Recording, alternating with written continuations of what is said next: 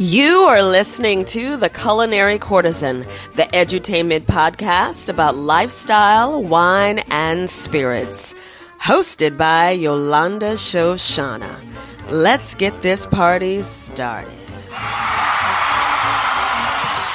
Hey, it's Yolanda Shoshana, the Bruja in the Bronx, New York, that is.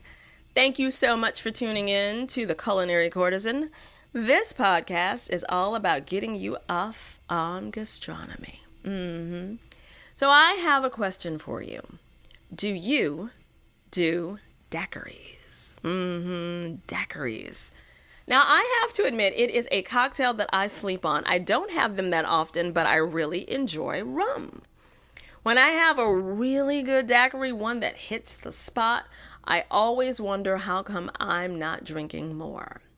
Now, I did have one over the weekend, which I made myself, and it was just kind of meh. My daiquiri game is not together, so I have some work to do.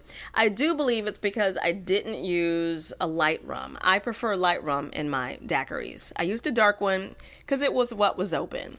As you know, I get quite a bit of booze. I had a light rum, but I wasn't ready to open the bottle. So I thought, let me see about this dark rum. And but I powered through and I did finish that cocktail, but of course. So the daiquiri has a very interesting history. Can you take a guess where the cocktail was created? Well, if you said Daiquiri, Cuba, you are correct. And you probably did not say Daiquiri, Cuba, unless you are a big daiquiri fan. The cocktail was created by an American named Jennings Cox in 1896.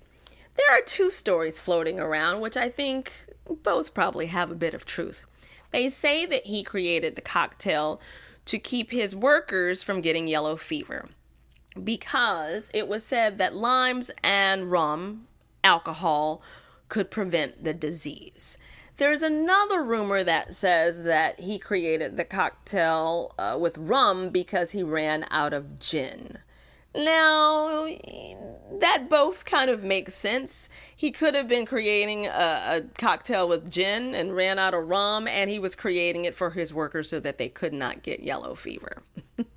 So the cocktail made its way to America in 1909 by an admiral named Lucius Johnson. He took this fabulous drink back to him to D.C. at the Army and Navy Club, and they still have a daiquiri lounge to this day. And I'm telling you, next time I hit D.C., I want to get in on that daiquiri lounge and have a daiquiri, because that to me is hot.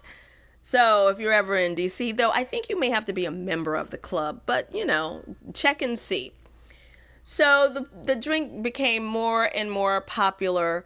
JFK drank it on his boat, because those Kennedys and their boat and all their money. But Jackie O decided to teach the workers at the White House how to make daiquiris so that they could serve them there. That's my kind of lady, if you know what I'm saying. And the rest is history. So I will say that a good daiquiri deserves good rum. So if you are going to have this drink on the holiday, make sure to have yourself a good rum, which is kind of what I stated at the top of the show. Now, mind you, the rum that I had is a good rum, but it just is not good for a daiquiri. It didn't work out. If you also want to do a variation, there are tons of variations on this cocktail at this point. The most popular one is the Hemingway daiquiri. Hemingway lived in Cuba at one point, and he liked the drink a lot, but he had diabetes. So he had the bartender take out some of the sugar and pump up the rum, my kind of drinker as well. And that's how it became the Hemingway daiquiri, and still popular to this day. The rum I'm going to be using in my daiquiri on Friday is going to be Diplomatico's white rum, the Plenes. I can't wait. I'm a huge fan of Diplomatico. There are tons of rums, so many rums, so little time. And as we all know, not all rum is created equal. So do a little research and find yourself a nice rum. If all else fails, the one rum that I think everybody's had in a daiquiri is the Bacardi White. That's a pretty decent rum for a daiquiri, and it's solid and it works. It's pretty perfect, actually, in a cocktail, in a rummy cocktail. So let me know how your D-Day goes and what rum you choose. I'm really curious. I need to spend a little bit more time on rum. It is a fabulous and interesting spirit, and how it varies. So I'll be ready, and hopefully I'll be able to report that my daiquiri game has been tightened up.